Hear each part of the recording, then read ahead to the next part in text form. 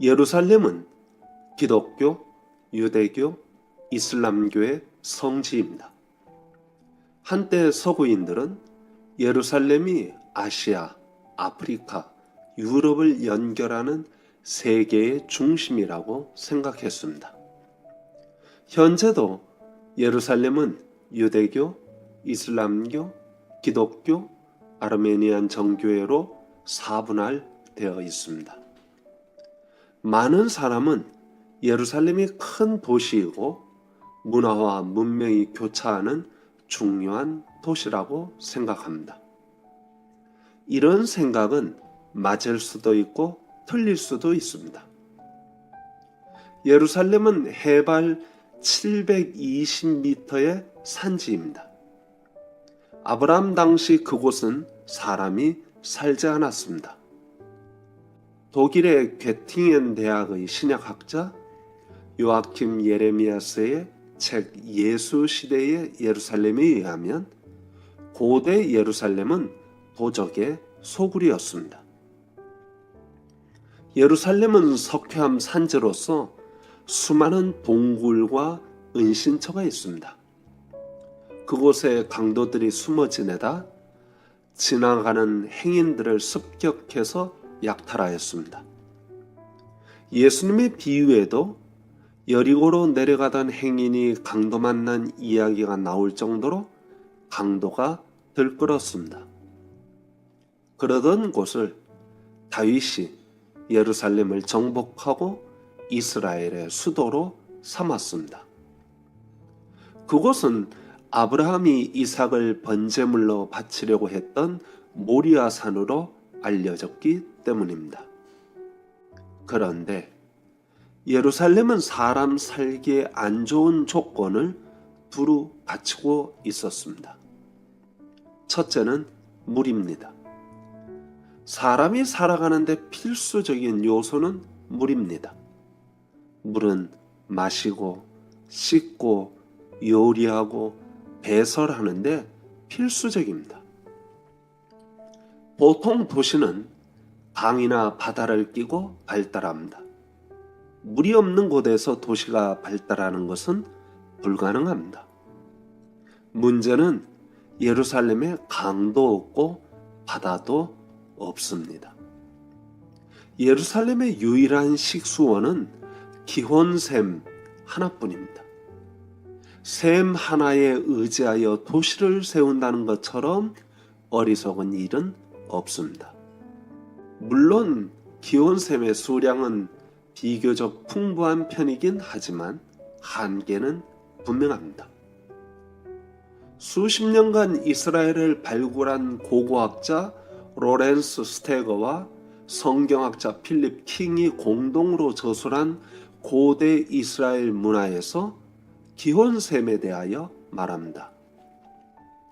기혼샘은 지하에서 물이 솟구치는 곳으로 우기에는 매일 약 31만 6,900갤런의 물이 나오고 건기에는 5만 2,800갤런의 물이 나옵니다.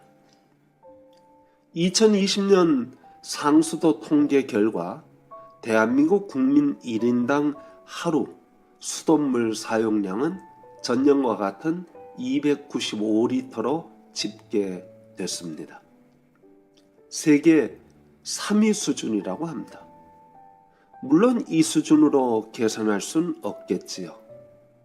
1인당 200리터의 물을 사용하고 기혼샘의 물을 100% 활용한다고 치면 우기에는 6,000명 정도, 건기에는 1,000명 정도 쓸 물입니다.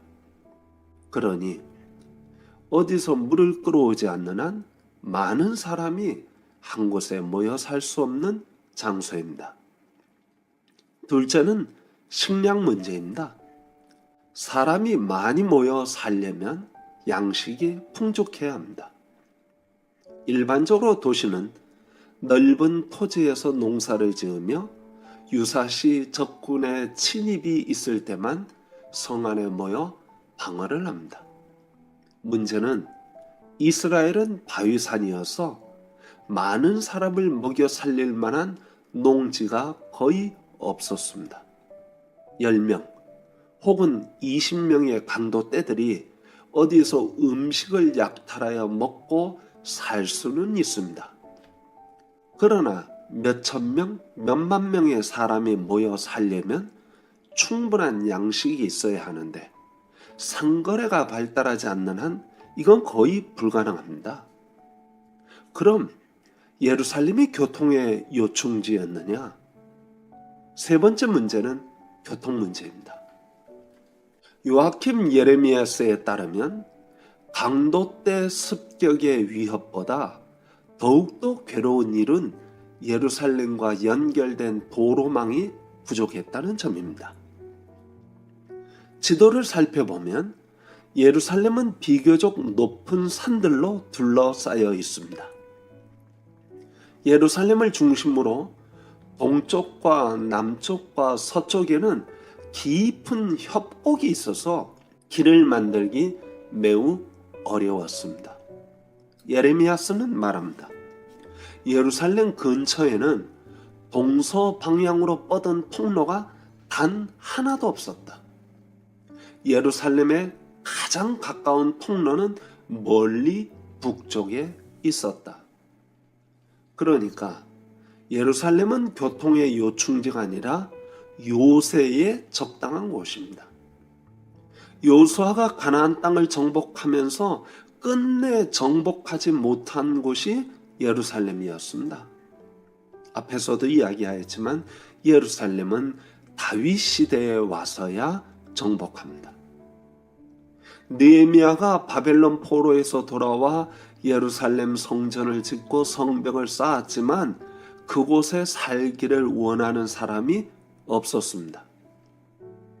결국 느헤미야는 각 지파의 10분의 1을 제비 뽑아 강제로 거주하게 하였을 정도입니다. 이스라엘의 수도는 예루살렘보다 여리고가 훨씬 좋습니다. 여리고는 바로 옆에 요단강이 흐르고 넓은 평지가 있고 교통의 중심지입니다. 그래서 여리고는 만년 전부터 사람들이 성을 쌓고 살았습니다. 물도 없고 교통도 불편한 산꼭대기에 세운 다윗성은 작고 보잘것없었습니다. 고고학자 캐년이 발굴한 바에 따르면 다윗이 세운 예루살렘의 인구는 대략 2,400명으로 추측합니다. 솔로몬 시대 예루살렘은 조금 확장되어 인구가 약 5,000명이 되었다고 합니다. 기원 셈의 수량으로 볼 때 솔로몬 시절의 인구가 거의 최대치라고 할 수 있습니다. 그러다가 북이스라엘이 아수르에게 멸망하면서 사람들이 남쪽 유다로 피신하여 인구가 늘어납니다. 예루살렘을 중심으로 주변 산지에 피난민들이 모여 살기 시작하였습니다. 고고학자 아비가드에 따르면 히스기야 시대에 이르러 인구는 약 2만 5천 명으로 늘어나고 예수님 당시가 되면 약 4만 명까지 늘어났을 것으로 추정합니다. 처음 다윗성은 아주 작고 보잘것없었지만 인구의 증가와 더불어 예루살렘도 점점 커지게 되었습니다. 부족한 물은 베데스다 연못처럼 빗물 저장소를 곳곳에 만들어 보충하였습니다. 예루살렘이 종교의 중심지가 되면서 사람들이 오고 가는 좁은 길들이 만들어지고 느리지만 조금씩 발전하였습니다. 아무튼 다윗이 예루살렘을 수도로 정한 이유는 모든 악조건에도 불구하고 그곳은 아브라함이 하나님을 만난 장소였기 때문입니다.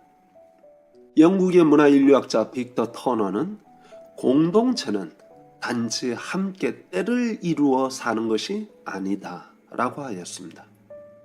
공동체는 함께 모여 살 장소가 필요하고 그 장소에 적응하여 살면서 만들어진 세계관, 가치관을 공유할 때 공동체가 형성된다고 합니다. 중국계 미국 지리학자 이프 투아는 공간을 움직임으로 장소를 멈춤으로 이해합니다. 공간은 의미 없는 영역으로 세상 어느 곳이나 모두 공간입니다.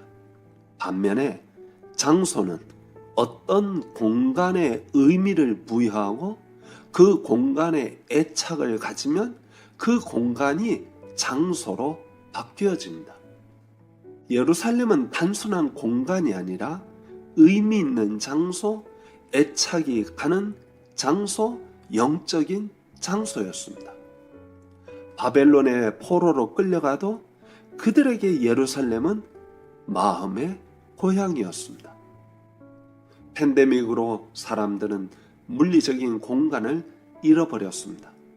그러나 마음의 고향, 영적인 고향과 같은 장소까지 잃어버리면 안 됩니다.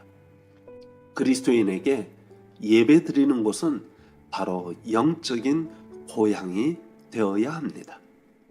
그걸 잃어버리면 마음과 정신과 영혼을 잃어버리는 것과 같습니다.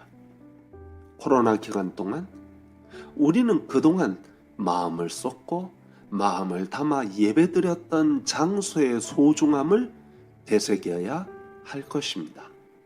감사합니다.